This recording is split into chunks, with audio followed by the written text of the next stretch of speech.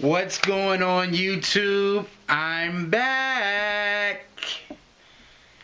Ready to chop down some more topics, keep growing, because 2013 is going to be our year.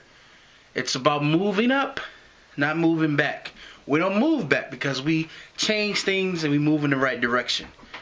Okay, here we go. I'm going to start this off with a quote from Emilio James Trujillo.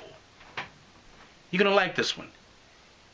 It takes just as much stress to be a success as it does to be a failure. I'm going to say it again. It takes just as much stress to be a success as it does to be a failure. Let's start on the failure side. Because some of you may say, I posted this in my Facebook yesterday, some of you may say, look dude, it doesn't take any stress to be a failure.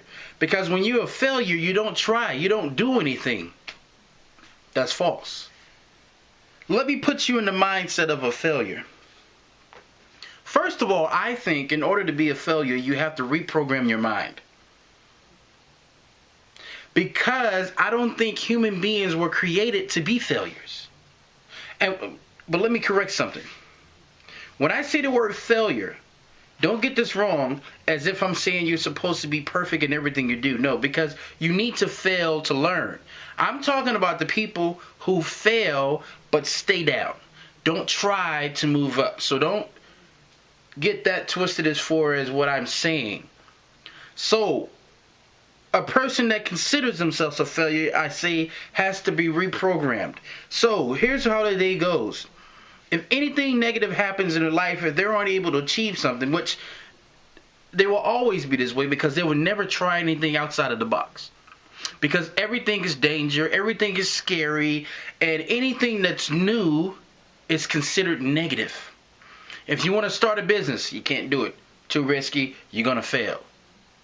If you want to try a new job that may pay a little bit more, can't do it. I'm not smart enough. They won't take people who have bachelor's degrees because during the recession, people had masters and doctorates, so they're going to hire them first, even though you've never even applied for the job. You have a Rolodex full of excuses of why you are the way you are.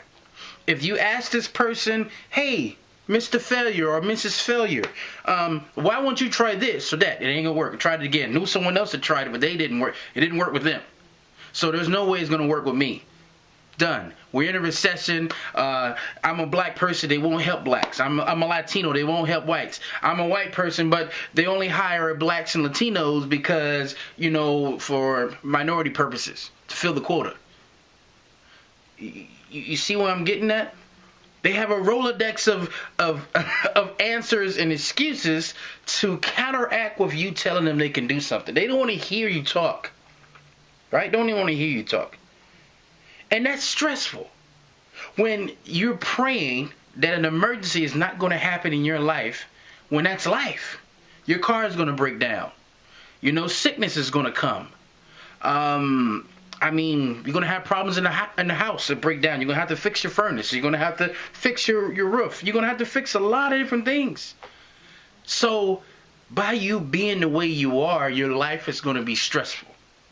Now with success, there's going to be stress with that. You're always going to be wondering, are you going to make it the next day? You always have to reinvent yourself. You always have to read. You always have to make sure that you are doing something different to keep your customers engaged. You're always going to have to constantly keep your mind on growth. Go to the gym, eat right, get the right education. Make sure when you say something, you filter everything in your mouth before you actually say that statement, because you don't want to deter your customers and have them go somewhere else.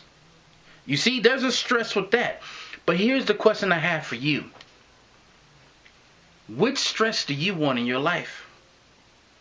Because you're going to have it to an extent.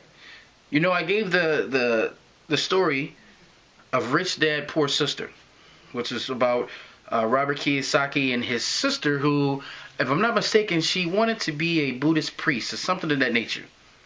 And, with those people, they kind of give their lives up. They give all the materialistic wealth up, and they just want to live a life of just righteousness.